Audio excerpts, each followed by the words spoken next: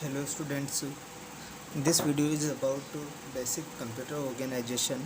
We will see what is a computer and what are the several components of a computer system in this video.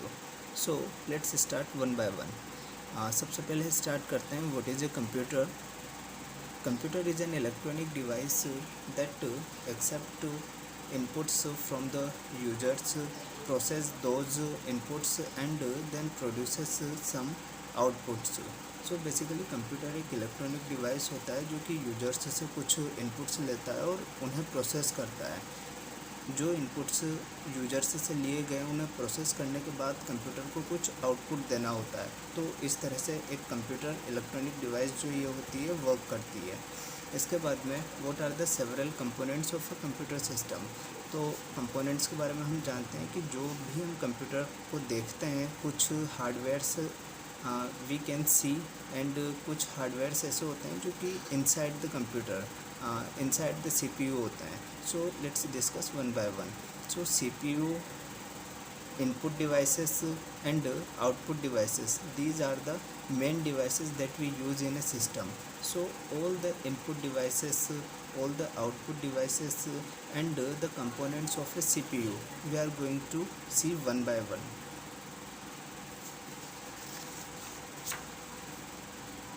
Okay, the first one is input unit.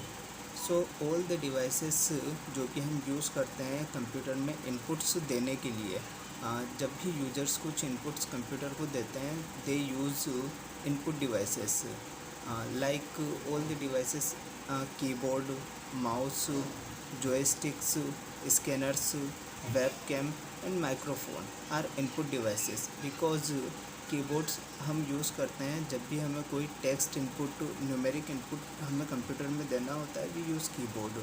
जब भी हमें कोई instruction देना होता है we use mouse. Joysticks हम use करते हैं at the time of playing games. Scanners हम यूज़ करते हैं any kind of scanner, thumb scanner, fingerprint scanner and I scanner and many kind of other scanners also available. So all these are the input devices. webcam हम use करते हैं camera की form में and microphone to take the voice input. so these all are the input devices. and the second major component of a computer system is CPU. We also say CPU is a central processing unit and we also know a computer is brain of the computer. Why we say the computer is brain of system? Because all the major activities are to be performed by CPU in a system. So let's see what are the components of a CPU. inside the CPU हम कौन कौन से components देखते हैं. what are the major portions of a CPU. so control unit, arithmetical logical unit, registers and memory portion are the main components. what is control unit? Control unit जब भी हम कोई इनपुट कंप्यूटर को देते हैं तो इनपुट्स देने के बाद में जो फ्लो बनता है डाटा का, like why we have given the input to the computer, like we want to search something from the memory, we want to store something into the memory. So this kind of flow, हमें memory access करना है, इसके अलावा किसी register को access करना है, तो this kind of data flow is to be controlled by control unit. The second is arithmetical logic unit. So all the arithmetical calculations, all the relational operations, comparison operations are to be performed by arithmetical logic unit. The third component of a CPU is registers. so registers बहुत ही छोटी chips होती है जो कि हम use करते हैं temporarily data को स्टोर करने के लिए. जब भी हमें कोई मैथमेटिकल ऑपरेशन परफॉर्म करना होता है या फिर लॉजिकल कैलकुलेशंस करनी होती है तो उस टाइम पे कोई वेरिएबल का वैल्यू स्टोर करना, लाइक एनीथिंग, इस तरह के स्मॉल वैल्यूज़ को टेम्परेली होल्ड करने के लिए we use the registers.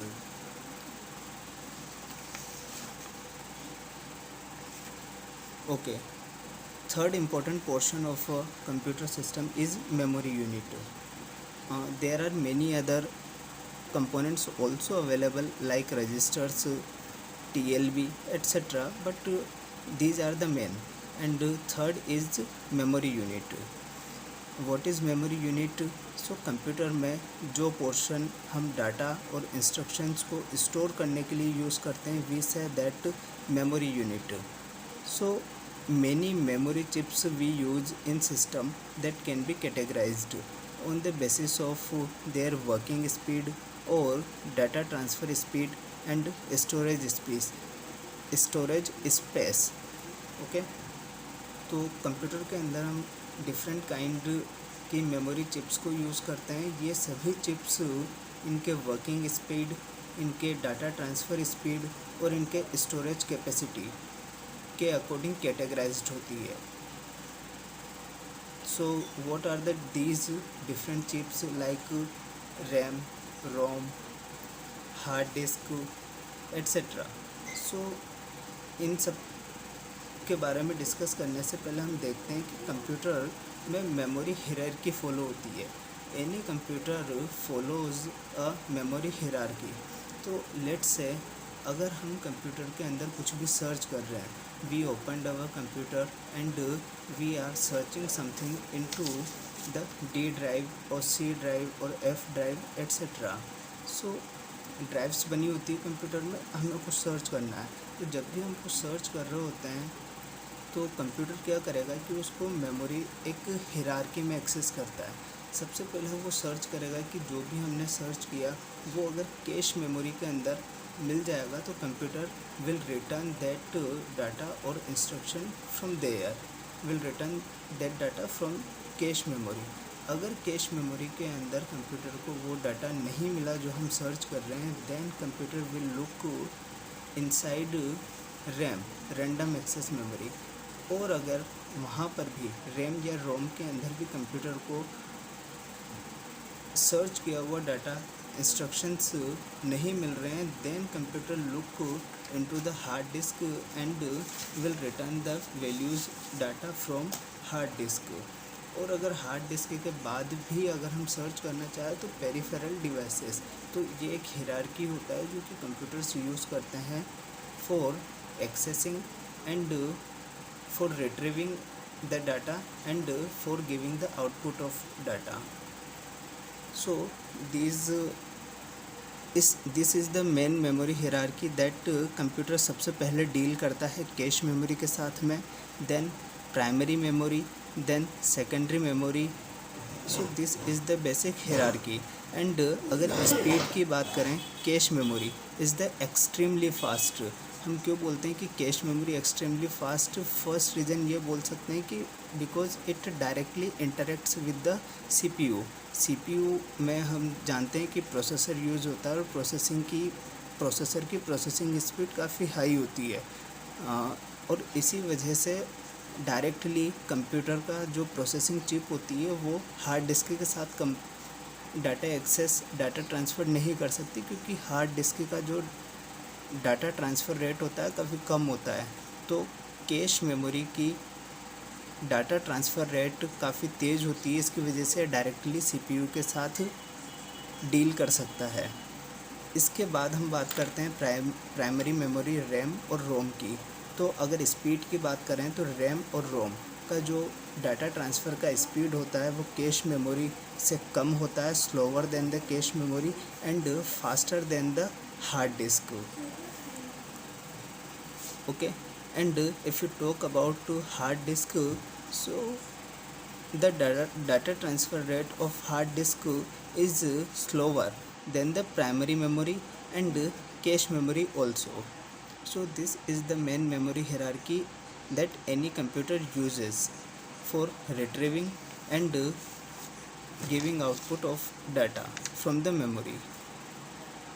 So let's discuss about these memory chips in brief. Cache memory. Cash memory के भी अलग अलग टाइप्स मार्केट के अंदर अवेलेबल होते हैं, like level 1 cash, level 2 cache memory etcetera. इसके साथ हम कुछ TLBs को भी यूज़ करते हैं. So there are many kind of cache memories also available in the market according to the data transfer rate of these individuals. Okay, the second is RAM. We know RAM is also known as random access memory, and RAM stores the data or instructions temporarily. Okay, and RAM is also of two types, static RAM and dynamic RAM. Static RAM क्या होती है? It consists of flip-flops and stores data in binary form. So static RAM जो होती है flip flop के नाम से हम इन्हें जानते हैं. कंप्यूटर के अंदर कुछ बहुत छोटी चिप्स लगी हुई होती है जिन्हें हम फ्लिप फ्लॉप बोलते हैं. और फ्लिप फ्लॉप को क्यों यूज़ करते हैं? To store the data in binary form. Basically flip flop का जो स्टडी होता है डिजिटल इलेक्ट्रॉनिक्स का एक पोर्शन होता है. ठीक है. और the second type is dynamic RAM. Dynamic RAM it consist of capacitors and transistors.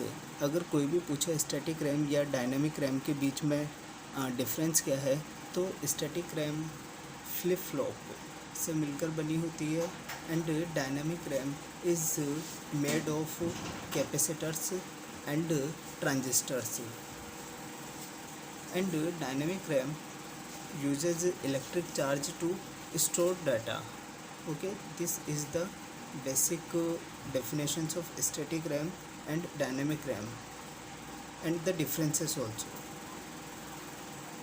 The third is ROM. ROM is also known as read only memory. It stores the data permanently. Basically हम ROM को कब use करते हैं? ROM contains all the instructions needed to start up the computer and load operating system files into RAM. booting process. So basically जब भी हम computer को first time start कर रहे होते हैं तो स्टार्ट करते टाइम पे हम जानते हैं कि कंप्यूटर बूटिंग प्रोसेस को फॉलो करता है. बूटिंग प्रोसेस मतलब कि जितनी ऑपरेटिंग सिस्टम की रिक्वायर्ड नेसेसरी फाइल्स होती है और उनको के अंदर कर लेता है. तो रैम के अंदर लोड करने के लिए जो इंस्ट्रक्शंस देने होते हैं, ये इंस्ट्रक्शंस कहाँ पे लोड किए हुए होते हैं? In the ROM, read only memory, and this the permanent memory. And what are the types of ROM? So basically the types of ROM are PROM, E prom.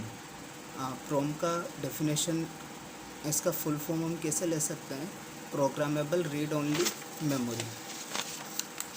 Okay. And programmable read only memory name से पता चल रहा है कि it can be programmed once. अगर एक बार हमने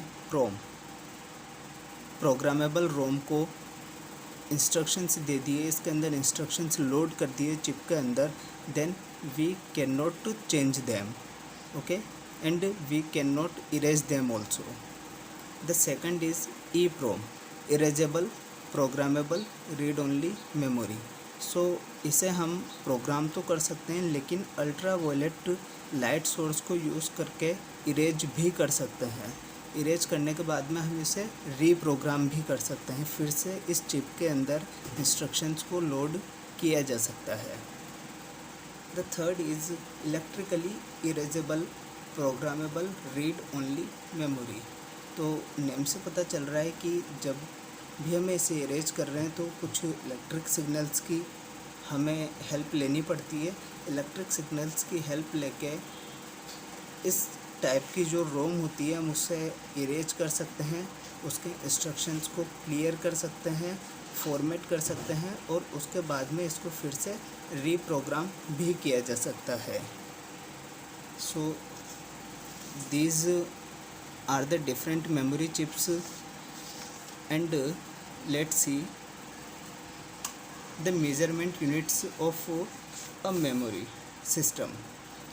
So basically we use hard disks, peripheral devices like pen drive, RAM, ROM, these chips, and we know we talk with reference of capacities of these devices, these chips, कि hard disk का capacity कितना है, इसके अलावा RAM का capacity कितना है, हमारे कंप्यूटर में जो रैम है, हार्ड डिस्क है, उसकी कैपेसिटी कितनी है, साइज़ कितनी है।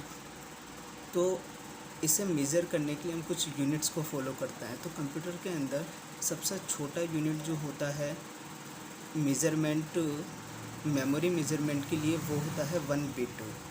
1 bit is the smallest unit for memory measurement in the computer system. And 1 bit कौन कौन सी हो सकती है, इधर 0 और 1। यही रीज़न है कि कंप्यूटर 0 और 1 बाइनरी लैंग्वेज पे वर्क करता है। Computer only understands binary language. And जो भी हम कंप्यूटर को इंस्ट्रक्शंस फॉरवर्ड करते हैं, कंप्यूटर पहले उन्हें बाइनरी लैंग्वेज 0 और 1 में कन्वर्ट करता है, उसके बाद ही उसे प्रोसेस करता है। एंड देन जब वो आउटपुट करता है तो हमें फिर से ह्यूमन लैंग्वेज के अंदर कन्वर्ट करके देता है।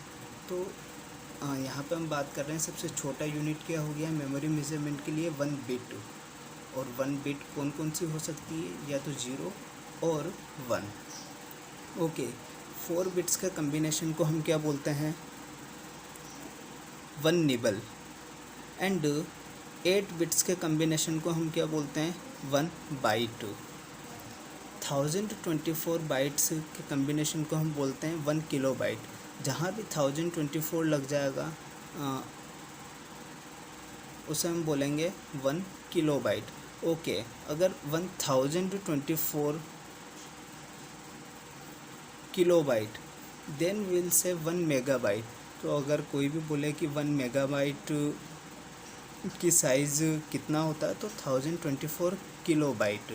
Okay, 1024 megabyte is equals to 1 GB। 1 gigabyte, 1024 gigabyte equals to 1 TB। 1 terabyte, 1024 TB is equal to 1 PB। Okay, और 1024 पेटाबाइट को हम बोलते हैं 1 एक्साबाइट। 1024 एक्साबाइट को हम बोलेंगे 1 जेटाबाइट। एंड 1024 जेटाबाइट को हम बोलेंगे 1 योटाबाइट। बेसिकली हम बात करते हैं ओनली टीबी तक, क्योंकि जितनी भी कंप्यूटर के अंदर रैम, रोम या हार्ड डिस्क हम यूज़ करते हैं वो 500 GB, 1 TB या 500 TB तक यूज़ करते हैं। इससे ज़्यादा का हमें रिक्वायरमेंट नहीं होता है। But at the server side जब भी लार्ज डाटा, लार्ज इन्फॉर्मेशन को स्टोर की जाती है, तो वहाँ पर इस तरह की बड़ी हार्ड डिस्क की भी रिक्वायरमेंट होती है, जो कि पेटाबाइट, एक्साबाइट, जोटाबाइट एंड योटाबाइट में होती है। सो these are the basic memory measurement units that we follow in the computer system.